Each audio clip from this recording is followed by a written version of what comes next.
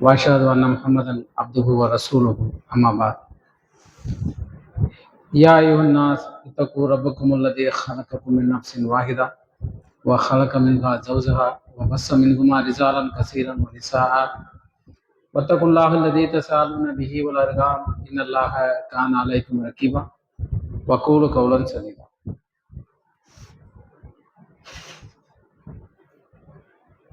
அன்பிற்கினிய சகோதர சகோதரிகளே, அல்லாஹ்வுடைய மார்க்கத்தை அதனுடைய தூய வடிவில பேசுவதற்கும் கேட்பதற்கும் அல்லாஹ் ஒரு வாய்ப்பு அளித்திருக்கிறார். இஸ்லாம் மார்க்க உரைகளை கேட்பதை கட்டாயப்படுத்துகிறது, கேட்க சொல்லி சொல்லுகிறது. எந்த அளவுக்கு நாம் உரைகளை கேட்கிறோமோ, விஷயங்களை பார்க்கிறோமோ, அந்த அளவிற்குத்தான் நம்மளுடைய உள்ளத்தில இறைவனுடைய அச்சமும் மாற்றமும் ஏற்படும். எவ்வளவு பேர் தொழுகைக்கு வந்தாங்க, 4-5 சஃப் நின்றுச்சு, ஆனாலும் அல்லாஹ் நாடலை. ஒரு குறிப்பிட்ட ஒரு 10க்கும் குறைவான ஒரு மக்களுக்கு மட்டும்தான் அல்லாஹ் சுப்ஹானஹு வ தஆலா அவனுடைய மார்க்கத்தை கேட்பதற்கான ஒரு வாய்ப்பை ஏற்படுத்துகிறார். அல்லாஹ் யாருக்கு நலவை நாடுகிறானோ அவர்களுடைய உள்ளத்தை தீனின் பக்கம் அவன் திருப்பி விடுக்கின்றான். அல்லாஹ் அத்தகைய நலம் நாடக்கூடிய மக்களில் ஒரு சில மக்களில் நம்மளையும் ஒருவராக சொற்ப நபர்களை ஆக்கி வைத்த அல்லாஹ்வுக்கு எல்லா புகழும் என்று அவனை போற்றி புகழ்ந்தவனாக உரையை ஆரம்பம் செய்தேன். அன்பிற்கினிய சகோதர சகோதரிகளே, இன்று பேசுவதற்காக எடுத்துக்கொள்ளப்பட்ட தலைப்பு அன்பை போதித்த அண்ணல் பெருமானார் நபிகள் நாயகம் ஸல்லல்லாஹு அலைஹி வஸல்லம் என்பதாகும். ரசூலுல்லாஹ் என்றாலே அன்புதான். ரசூலுல்லாஹ்வை பேசணும்னாலே அவ்வளவு பேசலாம், பேசிக்கிட்டே இருக்கலாம். ரசூலுல்லாஹ்வுடைய குணநலங்கள் எந்த அளவுக்கு சிறந்ததாக இருந்தது அப்படின்னு சொன்னா, ரசூலுல்லாஹ்வை எதிர்ப்பவர்கள் கூட அல்லாஹ்வுடைய தூதனுடைய அந்த குணநலங்களை பற்றி அவர்கள் வாழ்ந்த காலத்திலே அவர்களாலே குறை சொல்ல முடியாத அளவிற்கு அல்லாஹ்வுடைய தூதனுடைய குணநலங்கள் இருந்துச்சு. அபு தாலிப் ரசூலுல்லாஹ்வுடைய பெரிய தந்தை, இஸ்லாத்தை ஏற்றுக்கல. கடைசி வரைக்கும் அவர் இஸ்லாத்தை ஏற்றுக்கொள்ளவில்லை. ஆனா அவருடைய 2 மகன்கள் அலி பின் அபு தாலிப், ஜாஃபிர் பின் அபு தாலிப், 2 பேரும் இஸ்லாத்தை ஏத்துக்கிறது அவங்க தடை பண்ணல. அலி ரலியல்லாஹு அன்ஹு அவங்க இஸ்லாத்தை ஏத்துக்கிறதுக்கு போகும்போது, உன்னுடைய சகோதரர் எதை சொல்றாரு அதுக்கு நீ கட்டுப்படு. ஏன்னா ரசூலுல்லாஹ்வுடைய குணம் அந்த மாதிரி இருந்துச்சு. ஒருத்தவங்க கையை நீட்டி ரசூலுல்லாஹ்வுடைய வாழ்க்கை முறையை பேசக்கூடிய அளவிற்கு ரசூலுல்லாஹ் எது இல்லை. அதான் ரசூலுல்லாஹ் தாவாவை செய்ய ஆரம்பிக்கும் போது கூட என்ன கேட்பாங்கன்னா, நான் உங்களுக்கு முன்னையும் இங்கேதான் இருந்திருக்கிறேன், இப்பயும் இருக்கிறேன் அப்படின்னு சொல்லிட்டு தன்னுடைய முன் சென்ற வாழ்க்கையை சொல்லி பிரச்சாரத்தை ஆரம்பிக்கக்கூடிய தைரியம் படைத்தவர்கள் அல்லாஹ்வுடைய தூதரை தவிர வேற யாருக்கும் இல்லை. அப்படிப்பட்ட அல்லாஹ்வுடைய தூதர் அவர்கள்ட்ட அதிகமா இருந்தது எதுன்னா அந்த அன்பும் நற்குணமும் தான். அல்லாஹ் தஆலா இந்த உம்மத்திட்ட சொல்லும் பொழுது அல்லாஹ் சொல்லி காமிக்கின்றான், இந்த தூதரிடம் உங்களுக்கு அழகிய முன்மாதிரி இருக்கிறது. நான் ஒரு மனிதன் எப்படி வாழ வேண்டும் என்று ஆசைப்படுகிறேன் என்றால் இந்த தூதரனுடைய குணநலங்களை போன்று இருக்க வேண்டும். அல்லாஹ் ஒத்த வார்த்தையில முடிச்சுட்டான். இந்த தூதரிடம் உங்களுக்கு அழகிய முன்மாதிரி இருக்கிறது. நான் விரும்புறது இந்த தூதர்கிட்ட இருக்கு. அவர் அல்லாஹ்வுடைய தூதர், அல்லாஹ்வுடைய விருப்பத்திற்கு மாற்றமாக அல்லாஹ்வுடைய கோபத்துக்கு உரியதாக எந்த ஒரு செயலையுமே செய்யாது. அப்ப என்னுடைய பொருத்தம் வேணுமா? அல்லாஹ் தான் சொல்றான். அப்ப என்னுடைய பொருத்தம் வேணுமா, என்னுடைய அன்பு வேணுமா, நீங்க எங்க பார்க்கணும்? இந்த தூதரை பார்க்கணும். நீங்க இந்த தூதரை முன்னோக்குங்க, வேற யாரையும் முன்னோக்க வேண்டாம். இந்த தூதரை முன்னோக்கணும். அவர் என்ன செய்யறாரோ அதான் மாறும். அவர் என்ன பேசுறாரோ அதான் மாறுக்கும், அவர் என்ன நடக்கிறாரோ அதுதான் மாறுக்கும். ஏன்னா ரசூலுல்லாவுடைய அந்த குணம் அப்படி இருந்துச்சு. அல்லாஹ்வுடைய அன்பை நாம பெற வேண்டும் என்று சொன்னா நாம பார்க்க வேண்டியது அல்லாஹ்வுடைய தூதர் ரசூலுல்லாஹி ஸல்லல்லாஹு அலைஹி வஸல்லம். அவங்களுடைய குணம் எப்படி இருந்துச்சு அப்படின்னா, ஒரு முறை அல்லாஹ்வுடைய தூதர் நபி ஸல்லல்லாஹு அலைஹி வஸல்லம் அவங்களுடைய சபையில அப்துல்லா என்கின்ற ஒரு மனிதர், அந்த அப்துல்லா என்கிற மனிதர் எந்த அளவுக்கு ரசூலுல்லாவோட நெருக்கமா இருந்தாருன்னா, ரசூலுல்லா எப்பவுமே காலைல ஃபஜ்ர் தொழுதுட்டு சூரிய உதயமாகிற வரைக்கும் அதே இடத்துல உட்கார்ந்து இருப்பாங்க. ரசூலுல்லாவுடைய ஒரு பழக்கம், திக்ர் செஞ்சுட்டு துவா செஞ்சுட்டு உட்கார்ந்து இருப்பாங்க. அப்ப அவங்களுடைய தோழர்களும் என்ன பண்ணுவாங்க, அப்படி சூழ்ந்து உட்கார்ந்து இருப்பாங்க. அப்ப அந்த பழைய நிகழ்ச்சிகள் எல்லாம் பேசிக்கொண்டும் சிரித்து கொண்டும் இருக்கக்கூடிய ஒரு நேரம். இந்த அப்துல்லா இவர் அல்லாஹ்வுடைய தூதர்கிட்ட எந்த அளவுக்கு நெருக்கம்னா, இவர் சில விஷயங்களை பேசுவார். அதன் காரணமாக அல்லாஹ்வுடைய தூதர் அவர்கள் கடவாய் இருக்க தெரியக்கூடிய அளவிற்கு சிரிப்பார்கள். அந்த மாதிரி அல்லாஹ்வுடைய தூதருக்கு தெரிந்த ஒரு மனிதர் இந்த அப்துல்லா என்கின்ற மனிதர். அப்துல்லா என்ன பண்ணுகிறார் என்று சொன்னா, ஒரு முறை மது அருந்து விடுகிறார். இஸ்லாமிய அரசாங்கத்துல மது அருந்தினா கசையடி கொடுக்கப்பட வேண்டும். அழைத்து வரப்படுகிறார், கசையடி கொடுக்கப்படுகிறது அப்துல்லா. மீண்டும் ஒரு முறை மது அருந்துகிறார், மீண்டும் ஒரு முறையும் அழைத்து வரப்படுகிறார், மீண்டும் அவருக்கு கசையடி கொடுக்கப்படுகிறது. மீண்டும் மது அருந்துகிறார், மீண்டும் அழைத்து வரப்படுகிறார், மீண்டும் அவருக்கு கசையடி கொடுக்கப்படுகிறது. மீண்டும் மது அருந்துகிறார், மீண்டும் அழைத்து வரப்படுகிறார். அந்த கசையடி கொடுக்கறதுக்கு அழைச்சிட்டு வரும்போது அப்ப அங்க குழுமி இருந்த மனிதர்கள்ல ஒருத்தர் அவர் என்ன சொல்றாரு அப்படின்னா, இவருக்கு என்ன நேர்ந்தது, எத்தனை முறைதான் இவர் மீண்டும் மீண்டும் அழைத்து வரப்படுவார், இவர் மீது அல்லாஹ்வுடைய கோபம் இறங்கட்டுமாக என்பதை போன்ற ஒரு வார்த்தையை அவர் சொல்லியிருக்கிறார். சொன்னோன்னு அல்லாஹ்வுடைய தூதர் நபி ஸல்லல்லாஹு அலைஹி வஸல்லம் அவர்கள் அப்துல்லாவை கண்டிக்கல, சொன்ன இந்த மனிதரை கண்டிக்கிறார். என்ன சொல்றாங்க, நீர் அவ்வாறு கூறாது, அப்துல்லாவிற்கு அல்லாஹ்வுடைய சாபம் இறங்கட்டும் கோபம் இறங்கட்டும் சொல்லிட்டு அப்படி நீ சொல்லாது. ரசூல் ஸல்லல்லாஹு அலைஹி வஸல்லம் சொல்றாங்க, நான் அப்துல்லாவை அல்லாஹ்வையும் அவனுடைய தூதரையும் நேசிக்கக்கூடியவராகவே காண்கின்றேன். இவ்வளவு பெரிய வார்த்தை. நீங்க அப்துல்லாவை மது அருந்தக்கூடியவராக நீங்கள் காண்கிறீர்கள், நான் அப்துல்லாவை அப்படி பார்க்கல. ரசூலுல்லாஹ் சொல்றாங்க, இவர் அல்லாஹ்வையும் அவனுடைய தூதரையும் நேசிக்கக்கூடியவராகவே நான் காண்கின்றேன் சொல்லிட்டு ரசூல் ஸல்லல்லாஹு அலைஹி வஸல்லம் சொல்றாங்க, நான் யாருடைய உள்ளத்தை கிழித்து பார்ப்பதற்கோ வயிற்றை பிளந்து பார்ப்பதற்கோ நான் அனுப்பப்படவில்லை. என் வேலை கிடையாது. யாருடைய உள்ளத்தை கிழிச்சு பார்த்து இவன் எப்படி இருக்கா இவன் எப்படி இருக்கா என்ன ஏதுன்னு பார்க்கக்கூடிய வேலை என் வேலை கிடையாது. என் வேலை என்ன, நல்லெண்ணம் வைப்பதுதான் என்னுடைய வேலை.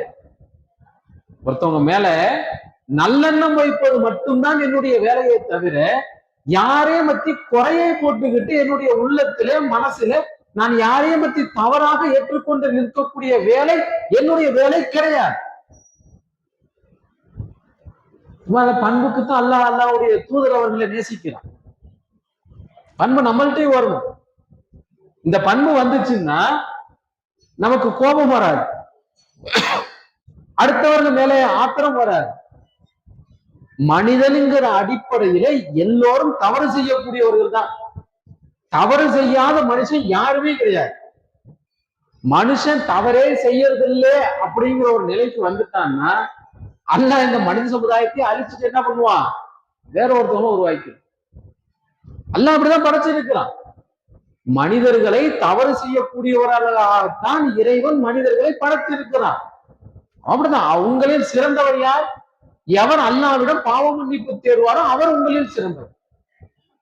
பாவத்தை செஞ்சுட்டு யா அல்லாஹ் நான் செஞ்சுட்டேன், என்னால முடியல, என்னால கட்டுப்படுத்த முடியல, என்ன மன்னிச்சுடு என்று எவர்கள் தங்களுடைய பாவ மன்னிப்பிற்காக அல்லாஹ்விடம் பிரார்த்தனை செய்கிறார்களோ அவர்கள் அல்லாஹ்விடம் சிறந்தவர்கள். நாம என்ன பண்றோம்? உள்ளத்துல கசப்பை ஏற்றுக்கொள்றோம். மனிதர்களை பற்றிய கசப்பை உள்ளத்துல ஏற்றுக்கொண்டு இவர் அப்படி, இவர் அப்படி, இவர் அப்படி, ஒருத்தர் ஆட்களை பற்றியும் கசப்பை உள்ளுக்குள்ள நம்ம ஏற்றுக்கொள்கிறோம். ஏற்றுக்கொண்டு என்ன பண்றோம்? சலாம் சொல்வதை கூட குறைச்சிக்கிற வேலையெல்லாம் நடக்குது. அல்லாஹ்வுடைய தூதர் நபி ஸல்லல்லாஹு அலைஹி வஸல்லம் அவங்கள்ட்ட கேட்கிறாங்க, யா ரசூலல்லாஹ், எனக்கு இலகுவான விஷயத்தை சொல்லுங்கள், சொர்க்கம் செல்வதற்கான இலகுவான விஷயத்தை சொல்லுங்கள். அல்லாஹ்வுடைய தூதர் நபி ஸல்லல்லாஹு அலைஹி வஸல்லம் சொல்றாங்க, இரவில் நின்று வணங்குவீராக, அறிந்தவருக்கும் அறியாதவருக்கும் சலாம் சொல்வீராக, நீர் சாந்தியுடன் சொர்க்கம் செல்வீர். நாளைக்கு மறுமையில ஒரு ஆள் எந்திரிச்சு நின்று ஏனப்சி என் நிலைமை என்ன ஆகுமோன்னு கத்திக்கிட்டு கதறிக்கிட்டு பதறிக்கிட்டு இருக்கிற நாள்ல நீங்க என்ன பண்ணுங்க? இரவில நின்று வணங்குங்க, சலாம் சொல்லுங்க. அன்பு மோதி ஒரு சகோதரன் தன்னுடைய இன்னொரு சகோதரனை பார்த்து புன்முறுவல் இருப்பது கூட இஸ்லாத்துல சிறந்தது. சிரிச்ச முகமாயி வரலாற்று ஆசிரியர்கள் எழுதுறாங்க, அல்லாஹ்வுடைய தூதர் அவர்களுக்கு கிடைத்த அந்த தோழர்கள் எப்படிப்பட்டவர்கள் அப்படின்னா, வரலாற்றுல சொல்றாங்க, அவர் கண் அசைத்தால் தலையை கொய்து விடுவார்கள். ரசூல்லா பெருசா ஒன்றும் செய்யலாம் வேணாம், கண் அசைச்சா போதும் தலையை வெட்டிட்டு வந்துருவாங்க. அதனாலதான் கைசர் கிஸ்ராவுக்கு போகும்போது காலித் பின் வலீத் ரலியல்லாஹு அன்ஹு மன்னருக்கு கடிதம் எழுதுவார், நீங்கள் மதுவை நேசிப்பதை போல நான் மரணத்தை நேசிக்கக்கூடிய ஒரு கூட்டத்துடன் நான் வந்திருக்கிறேன். அப்ப இந்த அன்பை நபி ஸல்லல்லாஹு அலைஹி வஸல்லம் அவர்கள் எப்படி பெற்றார்கள்? அந்த சிரிச்ச முகமும் எல்லாரிடம் அன்பாக பழகக்கூடிய அந்த தன்மையினாலதான் அதை அவர்கள் பெற்றார்கள். இந்த அன்பு இன்னைக்கு நம்ம மற்ற சக மனிதர்களின் மீது இருக்கக்கூடிய அன்பு இன்னைக்கு நம்மள்கிட்ட பரவலாக குறைந்து வந்துகிட்டு அன்புங்கிறத சுருக்கி வச்சுக்கிட்டு இருக்கிறத பாக்குறோம். இன்னைக்கு ரசூலுல்லாஹ்விட்ட ஒரு சிறுவர் வேலை செய்யறார்,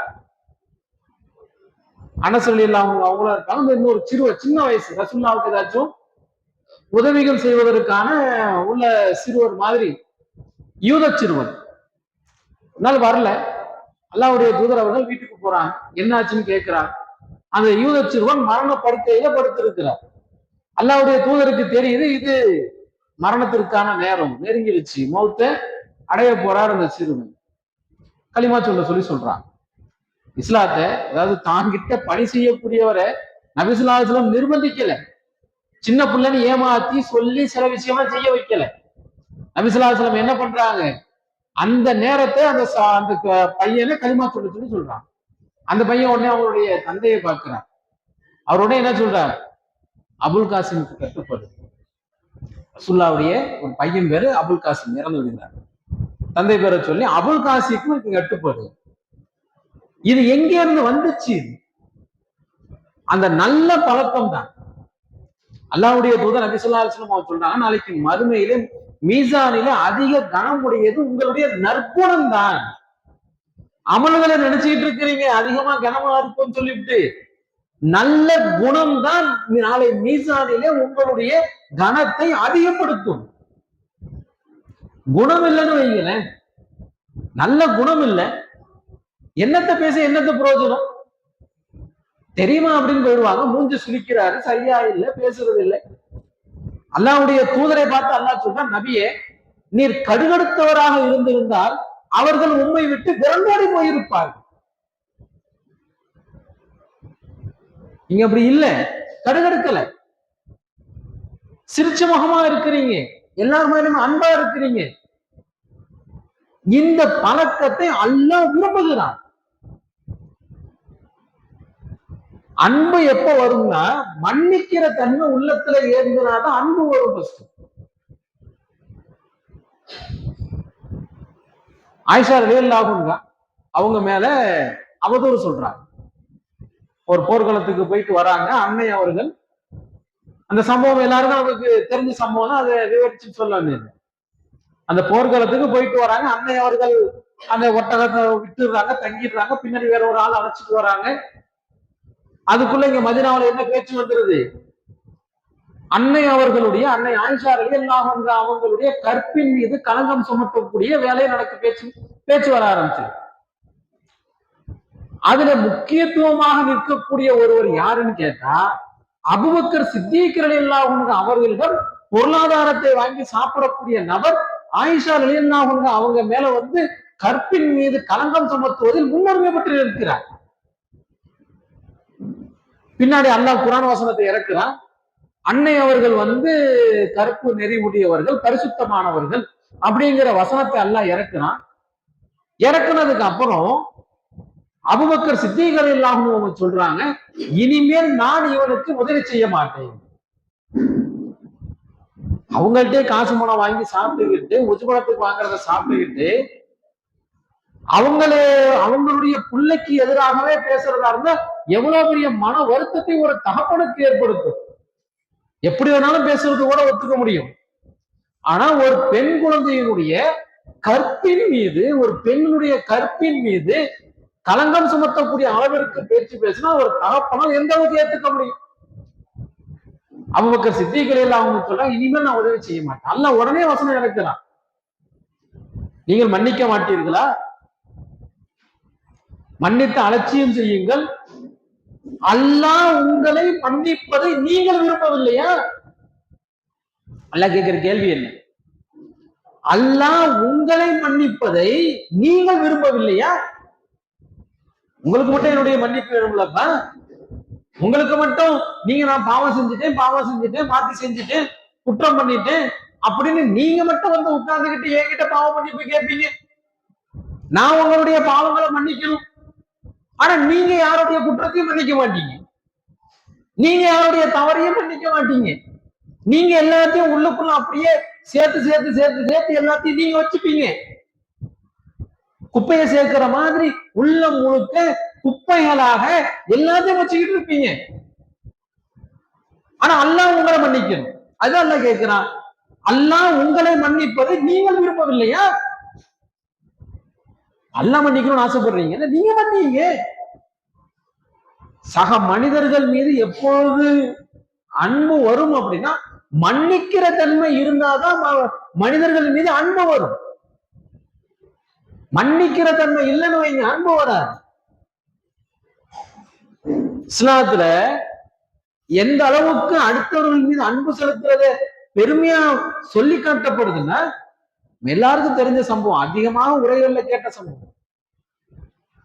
ஒரு பெண்மணி, விபச்சாரம் செய்யக்கூடிய பெண்மணி கடந்து போறாங்க, ஒரு இடத்த கடந்து போறாங்க, தாகமா இருக்குது, கிணத்தை பாக்குறாங்க, இறங்கி போய் தண்ணீரை குடிச்சிட்டு மேல வரும்போது பார்த்தா ஒரு நாய் நாக்க தொங்க போட்டுக்கிட்டு அது நிற்கும். நமக்கு மாதிரிதானே இதுக்கும் தாகமா இருக்கும். காலூரையை கலட்டுறாங்க, தண்ணி அழுறாங்க, வெளில கொண்டது அந்த நாய்க்கு ஊத்துறாங்க, அவ்வளவுதான். ஒரு பிராணியின் மீது, ஒரு உயிருள்ள ஒரு ஜீவனின் மீது அன்பு செலுத்திய காரணத்தினால் அல்லாஹ் அந்த பெண்மணியை சொர்க்கத்திலே நுழைவிக்க செய்கிறார். அவங்க இன்னும் ஹதீஸ்ல இருக்கிறாங்க. ரசூலுல்லாஹ் காலத்துல நடக்கிறது, முன்னொரு காலத்துல எப்பயோ நடந்தது. ஹதீசுகள்ல இன்னும் அந்த பெண் வாழ்ந்து கொண்டு இருக்கிறார். தவறு செய்த பெண்ணாக இருந்தால் கூட அதை அடையாளப்படுத்தி சொல்லக்கூடிய அளவிற்கு இருந்த பெண்ணாக இருந்தால் கூட ஹதீசுகளில் அந்த பெண் வாழ்ந்து கொண்டு இருக்கிறார். என்ன காரணம்? அந்த ஒரு இறக்கம், அந்த ஒரு அன்பா பார்க்கிறது. நம்மள மாதிரி தானே இவங்களுக்கும், நம்மள மாதிரி தானே இதுக்கும். அதே ஒரு இபாதத்தா உள்ள ஒரு பெண் ஒரு பூனையை கட்டி போட்டு அதை அது உணவு தேடுவதற்கு அனுமதிக்காத காரணத்தினால் அது நரகத்திற்கு சென்ற அந்த பெண்ணும் இருக்கிறார் ஹதீஸ்கள்ல. அப்போ நம்மளுடைய உள்ளத்தை நாம எதை வச்சுக்கிட்டு இருக்கோம்? எவ்வளவு வெறுப்புகளை உள்ளத்துல வச்சுக்கிட்டு இருக்கோம்? மனிதனாலே ஃபர்ஸ்ட் தப்பு தாங்க செய்வான். தவறுக்கு அப்பாற்பட்டவர் அல்லாஹ்வுடைய தூதரை தவிர வேற யாரும் கிடையாது. ரசூலுல்லாஹ் தான் அப்படி நெஞ்ச நிமிர்த்தி பேச முடியும். என்னுடைய முன் வாழ்க்கைய முன்னாடி உள்ள நதி மூலத்தையும் பாருங்க, ரிஷி மூலத்தையும் பாருங்க. சொல்லுவாங்க நதி மூலம் ரிஷி மூலம் பார்க்க கூடாதுன்னு. நதி வருதுன்னா இன்னைக்கு இங்க வருதுன்னா, இங்க தண்ணி வருதுன்னா இங்க குளிச்சுட்டு தாண்டி போகுதுன்னா இது எங்கெங்க வருது, என்னென்ன சாயப்பற்ற கலக்குது, இதுல யாரு குளிச்சா, யாரு வாக்காகர ஓரமா ஒதுங்கிட்டு வந்துட்டு கழுவிட்டு போனா, இது எல்லாம் யோசிச்சோன்னு வைங்க, நம்ம கொள்ளிடம் கூட்டுக்குடிநீர் திட்டத்துல நமக்கு தண்ணி வருது பாருங்க. என்ன தண்ணி வருது? ஆற்று தண்ணி தான் வருது. ஆற்று தண்ணியை தான் கொண்டு வந்து அணக்கரையில தேக்கி வச்சு அதுல போரை போட்டு அதுல இருந்து இருக்கா என்ன தண்ணி, இப்படி எல்லாம் தண்ணி தான். குளிச்ச தண்ணி, கழுவுன தண்ணி, துணி துவைச்ச தண்ணி, சாயப்பட்டறையில கழுவுன தண்ணி, எல்லா தண்ணியும் வந்துதான் அதுதான் வருது. அது சுத்தமான தண்ணி தான். அதுக்காக வேண்டி அதை நீங்க குறை பண்ணாதீங்க. நீங்க போடுற ஃபில்டரை விட அல்லாஹ் இயற்கையா கொடுத்திருக்கிற ஃபில்டர் ரொம்ப அருமையான ஃபில்டர். அவங்க வெறுமன அணக்கரையில மேலே இருந்து தண்ணிய எடுத்தெல்லாம் கொடுக்கறது கிடையாது. ஆத்துல போர் போட்டுருவான். வீடுகள்லயே நீங்க நீங்க ஃபில்டர் வச்சாலும் என்ன பண்ணுவீங்க, அது உள்ளார என்ன வைக்கணும், அவன் மண்ணையும் ஜல்லியும் தான் ஊற்றி வைக்கிறான். அதுதான் பியூரிஃபை. ஆத்து மணலை போன்று ஒரு இயற்கையான பியூரிஃபையர் வேற எதுவுமே கிடையாது. குப்பை செத்த அதுல உள்ள கிருமிகள் எல்லாத்தையும் அது நீக்கி கீழே அப்படியே பியூரிஃபையா உள்ள தண்ணியை செலுத்தும். அந்த தண்ணியை தான் அரசாங்கம் என்ன பண்ணுது, நமக்கு போர் போட்டு எடுத்து கொடுக்குது. அதனால அது தண்ணியை குடிக்கிறதுக்கு இதாவுள்ள தண்ணி எல்லாம் சொல்லல, குடிக்கிறதுக்கு தகுதியான தண்ணி நல்ல தண்ணி, அதுதான் நல்ல தண்ணி.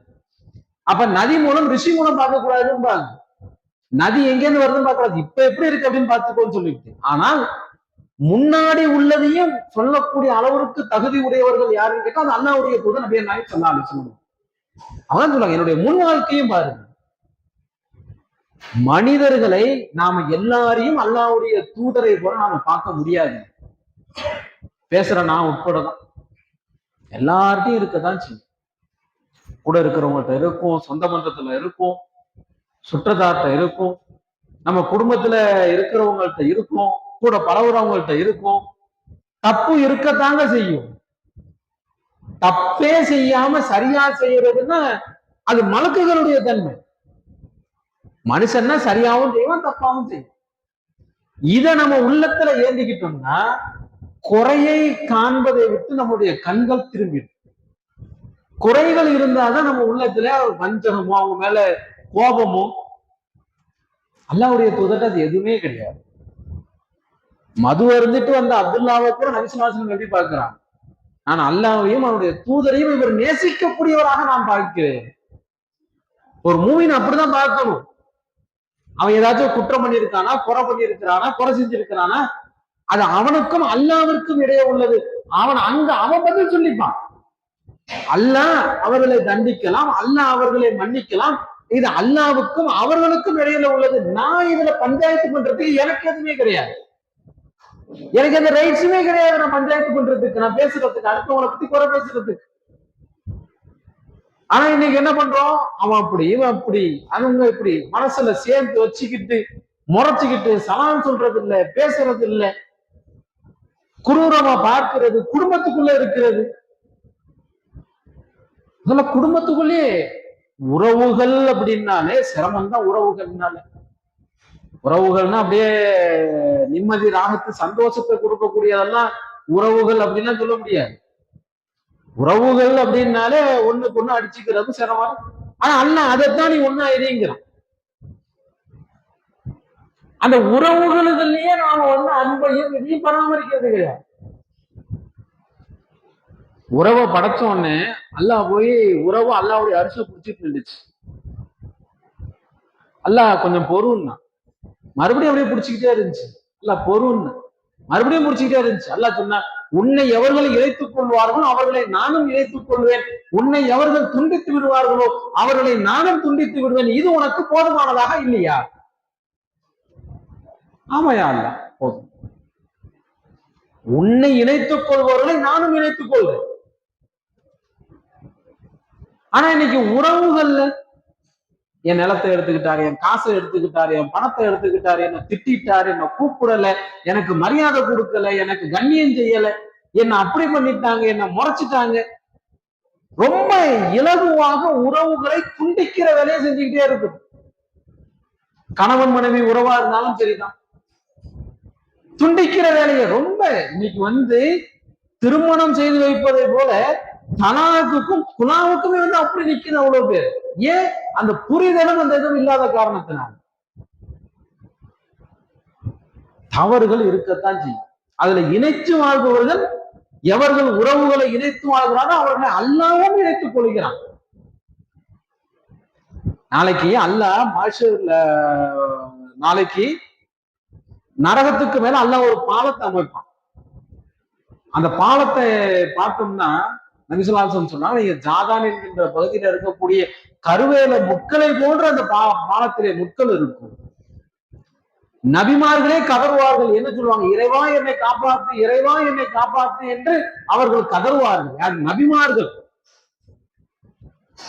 அந்த பாலத்தை கடக்காமல் எவர் ஒருத்தரும் சொர்க்கத்திற்கு நுழைய முடியாது. சிலர் மின்னல் வெட்டி கிடப்பாங்க, சிலர் ஊர்ந்து கிடப்பாங்க, சிலர் அதை கடக்க முற்படும் போது அதுல இருந்து வலுக்கி நரகத்திலே விழுந்து விடுவார்கள். அல்லாஹ்வுடைய தூதர் நபி ஸல்லல்லாஹு அலைஹி வஸல்லம் சொல்றாங்க, அப்போ எவர் இந்த உலகத்திலே உறவை பேணி வாழ்கின்றாரோ அவருக்கு நாளைக்கு அந்த பாலத்திலே அந்த உறவு அவருக்கு தடுப்பு அரணாக வந்து இருக்கும், அவரை பாதுகாக்கும். நரகத்திலே விழுந்து விடாத அளவிற்கு பாலத்துக்கு சைட்ல இருக்கிற கைப்பிடிச்சு ஒரு மாதிரி விழுந்துடாம இருக்கிறதுக்கு அதை அவர் தடுத்து நிறுத்தும். ஒரு மனிதர் வரார் அல்லாஹ்வுடைய தூதர்கிட்ட. ரசூலுல்லாஹ் அந்த குழந்தை பிள்ளைங்க எல்லாம் கொஞ்சிறாங்க, முத்தம் கொடுக்கிறார். மனிதர் கேட்கிறார், நீங்க குழந்தைகளுக்கு முத்தம்லாம் கொடுப்பீங்களா? ஆச்சரியமா கேட்கிறார், குழந்தைக்கு முத்தம்லாம் கொடுப்பீங்களா? ஏன் நீங்க கொடுக்க மாட்டியா? இல்ல, நான் முத்தம்லாம் கொடுக்க மாட்டேன். அல்லாஹ் உன்னுடைய உள்ளத்திலிருந்து அன்பை எடுத்து விட்டார். ரசூலுல்லாஹ் எந்த அளவுக்கு இருப்பாங்கன்னா, சிறுவர்களுக்கு அவர்கள் முந்திக் கொண்டு அவர்கள் சலாம் சொல்லுவார்கள். நான் நபி, நான் ஜனாதிபதி, எனக்கு மரியாதை கொடுக்கணும், எல்லாரும் எனக்கு எல்லாரும் சலாம் கொடுக்கணும், எனக்கு எல்லாரும் சலாம் சொல்லணும், நான் பெரிய ஆளு. அல்லாஹ்வுடைய தூதர்கிட்ட அந்த எண்ணமே இருக்காது. சிறுவர்களுக்கு அவர்கள் முந்திக் கொண்டு அவர்கள் சலாம் சொல்லுவார்கள். இவ்வளவு பெரிய ஒரு பணிவு. அல்லாஹ்வுக்கு பிரியமான ஒரு நபர், அவங்க தன்ட்ட பணிவை காட்டுறாங்க. ஒரு முறை ரோட்ல நடந்து போறாங்க, ஒரு சிறுவன் ரொம்ப சோகமா உட்கார்ந்து இருக்காங்க. அல்லாஹ்வுடைய தூதர் கேட்கிறாங்க, எங்க உன்னுடைய அந்த புறா எங்க வச்சிருந்த ஒரு குருவி எங்க, அது எங்க? அது செத்து போச்சு, அதான் உட்கார்ந்து இருக்கு. அந்த ஒரு சிறுவன் உட்கார்ந்து இருந்தது, அந்த சிறுவன்கிட்ட குருவி வச்சிருந்தது.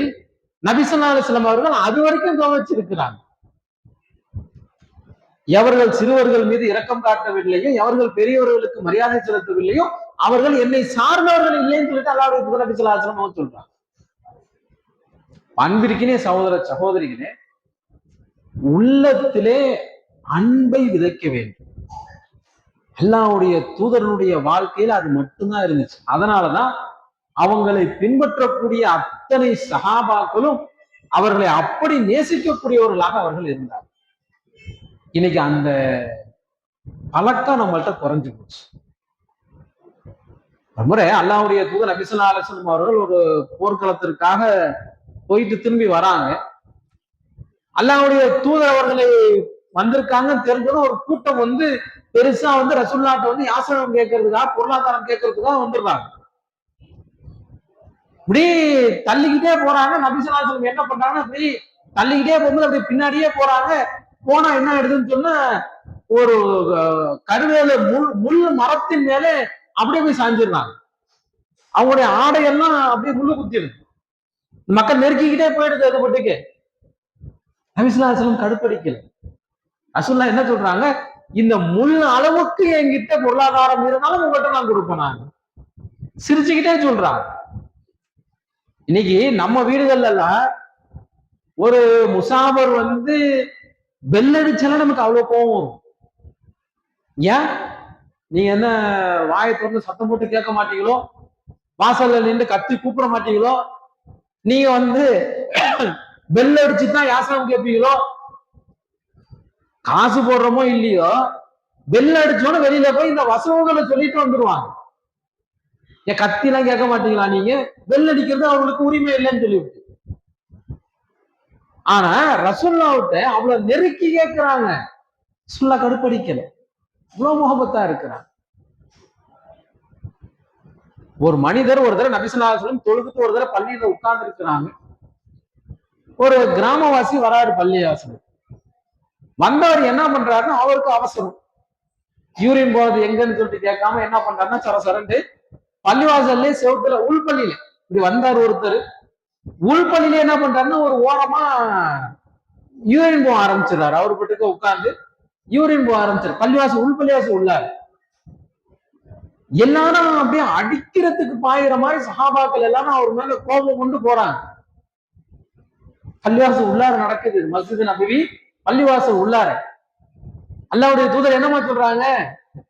விடுங்க விடுங்க. யார் அவரை தடுக்கல, இவங்களை சஹாபாக்களை தடுக்கிறாங்க. அமைதியா இருங்க. அவரை முதல்ல யூரின் போக விடுங்க, அவரை முடிக்க விடுங்க. ஃபர்ஸ்ட் யூரின் போய்கிட்டு இருந்தாலும் அடக்கக்கூடிய அதுக்கு அவர் முதல்ல போக விடுங்க. பள்ளிவாசல் உள்ளாருதான், பள்ளிவாசல் தான் புனிதமானதுதான், அல்லாஹ்வுக்கு வணங்குற இடம் தான். நீங்க முதல்ல போக விடுங்க. அவர் யூரின் எல்லாம் போனதுக்கு அப்புறம் நபிசுல்லாஹு அவரை கூப்பிடுறாங்க. கூப்பிட்டு சொல்றாங்க, இது அல்லாஹ்வுடைய பள்ளி, இது அல்லாஹ்வுடைய பள்ளி, இது தொழுவதற்காக, திக்ர் செய்வதற்காக, குர்ஆன் ஓதுவதற்காக உரிய இடம் இந்த இடம். இந்த இடத்துல இந்த மாதிரி சிறுநீர்லாம் கழிக்க கூடாது அப்படின்னு சொல்லிட்டு நபிசுல்லாஹு அவருக்கு உபதேசம் செய்யறாங்க. செஞ்சுட்டு என்ன சொல்றாங்க, ஒரு வாளியில தண்ணி கொண்டு வர சொல்லிட்டு அல்லாஹ்வுடைய தூதர் அவர்கள் தானே என்ன பண்றாங்க, அந்த வாளியில அந்த யூரின் போன இடத்துல அந்த தண்ணியை ஊத்தி விடுறாங்க. இதான் ரசூலுல்லாஹ்வுடைய குணம். இதான் இஸ்லாம் எதிர்பார்க்கக்கூடிய குணம். இந்த குணம் இப்படி ஒன்றை நடைபெற்றா அந்த மனிதர் அதற்கப்புறம் எப்படி அவர் அல்லாஹ்வுடைய தூதர்கிட்ட இருப்பார், எவ்வளவு முகமத்தாக இருப்பார். ஏன்னா இங்க அதெல்லாம் இல்லை.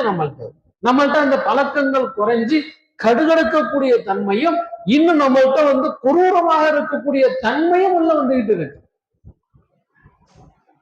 ஒரு விஷயம் நடக்குதுன்னு வைங்களேன், ஒரு தப்பே நடக்குதுன்னு வைங்க, நாம ஒருத்தவங்களை வெறுக்கிறதுக்கு ஏதோ ஒரு காரணத்தை சொல்லுவோம். என்ன சொல்லுவோம், அவங்க பண்ணின ஏதோ ஒரு தப்ப ஏதோ ஒரு காரணம் காட்டி நம்ம ஏதோ சொல்லுவோம். தப்பே நடக்குதுன்னு வைங்க, அது தப்பு நடக்குதுங்கிறத இன்னைக்குதான் முடிவானதா?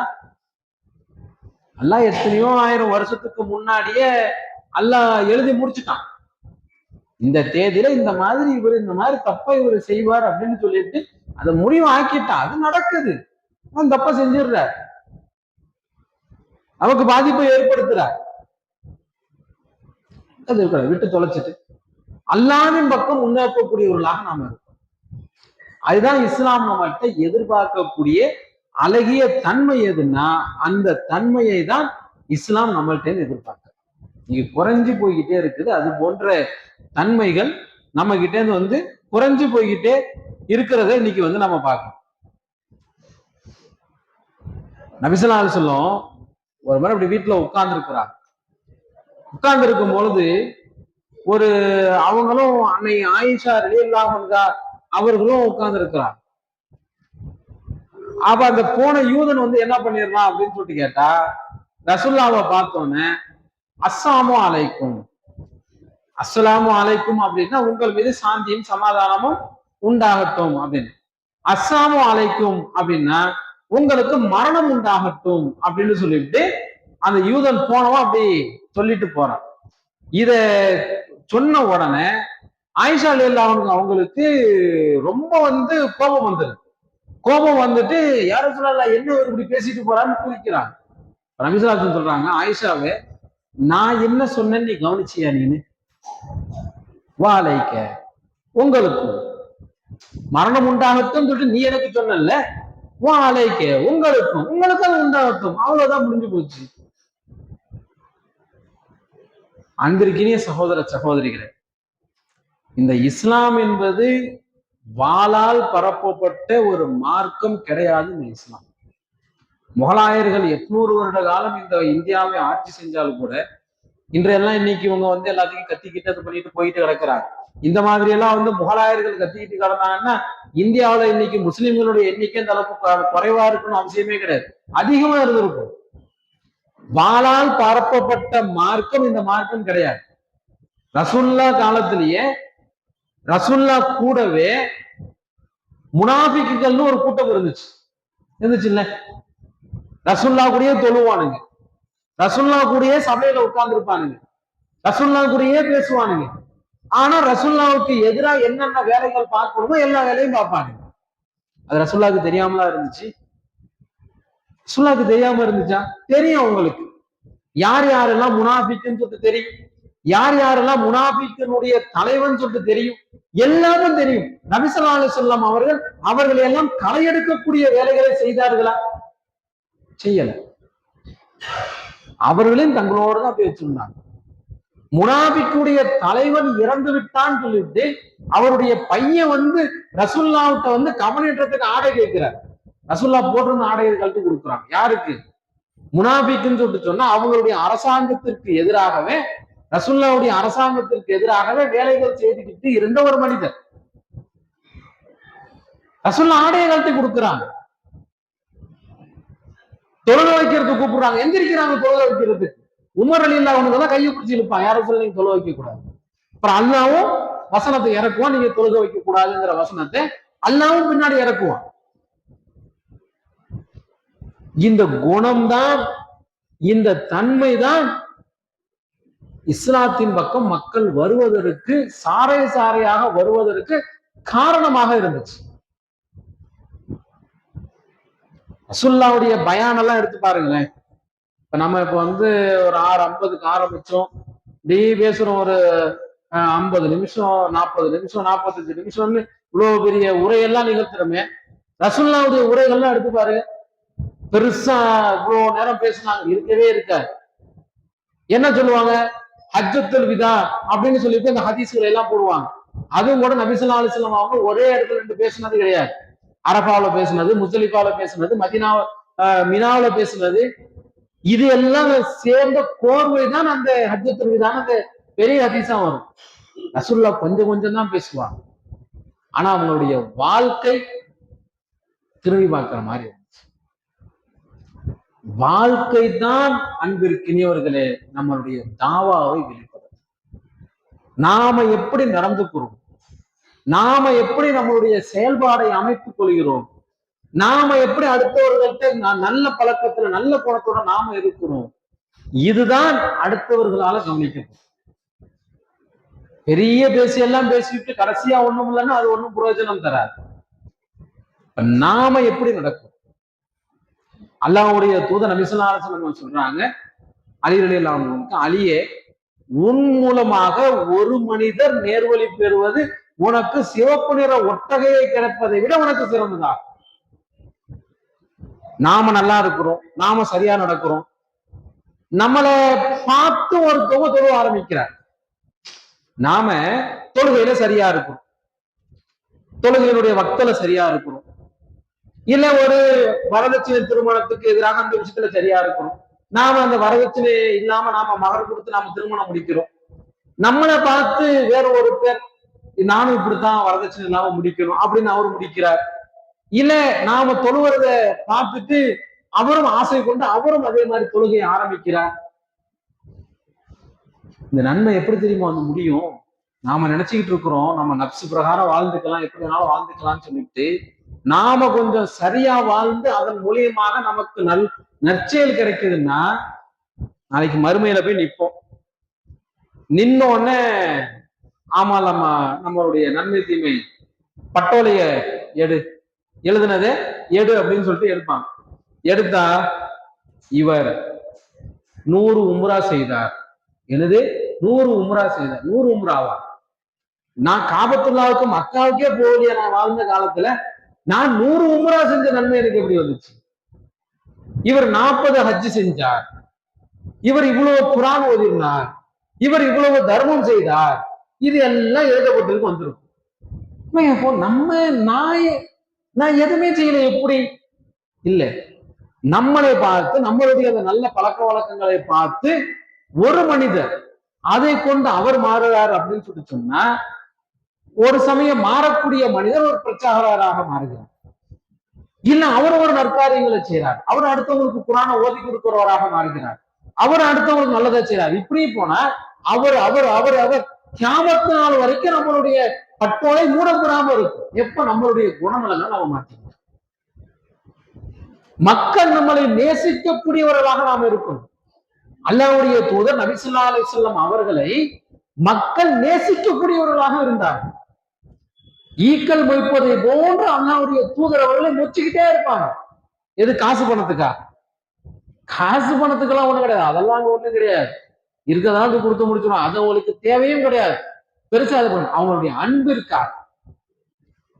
ஒரு 23 வருட கால வாழ்க்கையில இவ்வளவு பெரிய சாம்ராஜ்யத்தை கட்டிட்டு போயிருக்கிறாங்கன்னா அவங்களுடைய அந்த நற்போதனையும் நல்ல பழக்கமும் அந்த புன்முறுவல் பூக்கக்கூடிய அந்த முகமும் தான் காரணம்.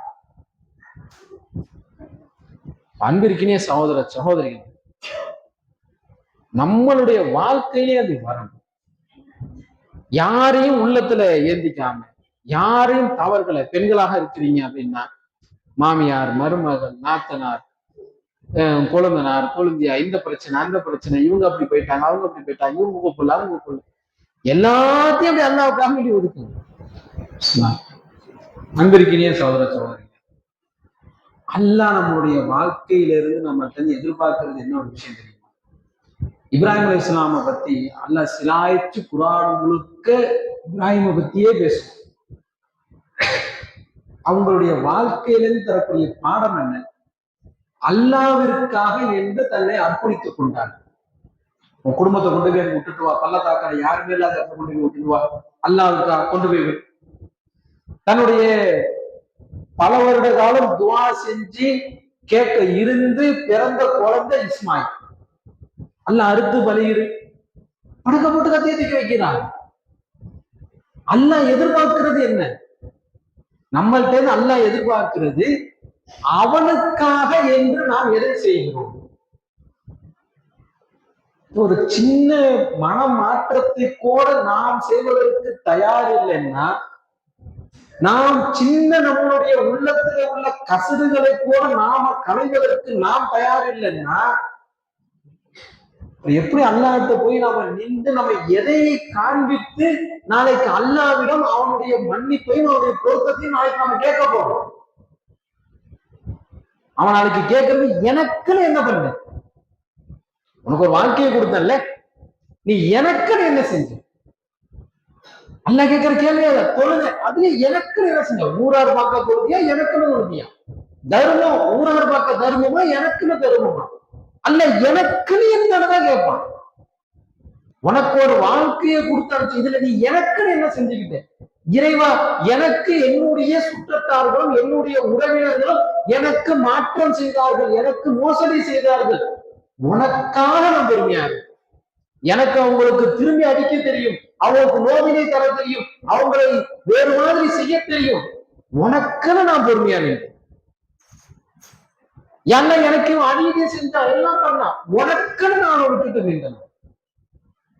இறைவா, நான் உனக்குன்னு எல்லாத்தையும் செஞ்சேன், நான் அவ்வளவு கஷ்டத்தையும் மன வருத்தத்தையும் எல்லாத்தையும் பொறுத்துக்கிட்டு நான் மாத்திக்கிட்டேன். என்ன மாத்திக்கிட்டேன்? எதுல? உனக்குன்னு நான் மாத்திக்கிட்டேன். அல்ல அதுதான் எதிர்பார்க்க. ஈதுல் அல்ஹால ஆட்ட குர்பானி கொடுக்கும். குர்பானி ஆடல, எல்லாம் சொல்றாங்க அவருக்கு மாமிசமோ ரத்தமோ உங்களுக்கு போய் சேர்றது கிடையாது. அல்லாஹ் எதிர்பார்க்கிறது என்ன? இப்ராஹிம் தனக்கு பிரியமான இஸ்மாயிலினுடைய கழுத்திலே கையை கட்டிய வைத்தார். நீ ஆட்டு இருக்கிறது பிரச்சனை கிடையாது, அது இருக்கிறோம். உனக்கு பிரியமான எதை எனக்காக நீ விட்டு கொடுத்த?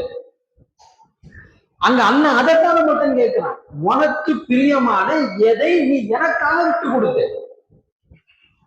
அந்த மாதிரி நம்மளை மாத்திக்கிறதுக்கு நம்மள்ட்ட ஏதாச்சும் இருக்கு?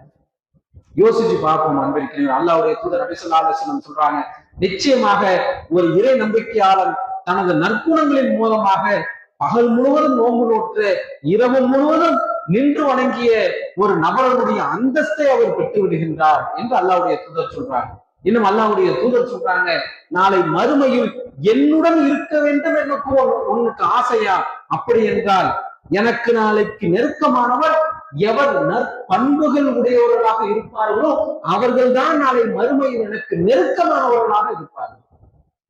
நல்ல பண்புகளும் நல்ல குணநலங்களும் அந்த தன்மை யார்கிட்ட வருதோ, அந்த அன்பு, அல்லாஹ்வுடைய தூதர் எல்லாரையும் பார்த்து அந்த முகபத்தா அந்த சிரிக்கிற, எல்லாத்தையும் பேசுற, எல்லார் மீதும் அன்பு செலுத்தக்கூடிய அந்த தன்மை யார்கிட்ட வருகிறதோ, அந்த நற்குணம் யார்கிட்ட வருகிறதோ, அல்லாஹ்வுடைய தூதர் சொல்றாங்க, நாளைக்கு அவர் என்னுடன் சொர்க்கத்தில் நெருக்கமாக இருப்பார் சொல்லிட்டு அல்லாஹ்வுடைய தூதர் சொல்றாங்க, எவருடைய நாவினாலும் கரத்தினாலும் பிற மனிதர்கள் பாதுகாப்பு பெறுகிறார்களோ அவர்களே உண்மையான முஸ்லிம்.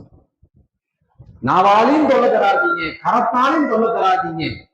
அப்படி நீங்க செய்வீங்கன்னா நீங்க தான் உண்மையான முஸ்லிம் சொல்லிட்டு அல்லாஹ்வுடைய தூதர் அலிசலாசன் சொல்றாங்க. ஆக அன்பிற்கினியவர்களே, அல்லாஹ்விற்காக நம்மளை நாம் மாற்றிக்கொள்வோம். பேசுவது இப்ராஹிம் அலைஹிஸ்ஸலாம் மட்டுமல்ல, அல்லாஹ் அந்த வரலாறை சொல்றான்னா நமக்கு தான் சேர்த்து சொல்றோம். நம்மளால முடிஞ்சது நமக்கு நாமளும் அல்லாஹ்விற்காக வெறுப்புகளை விட்டு தருவோம். மனிதர்கள் மீது உள்ள வெறுப்புகளை விட்டு தருவோம்.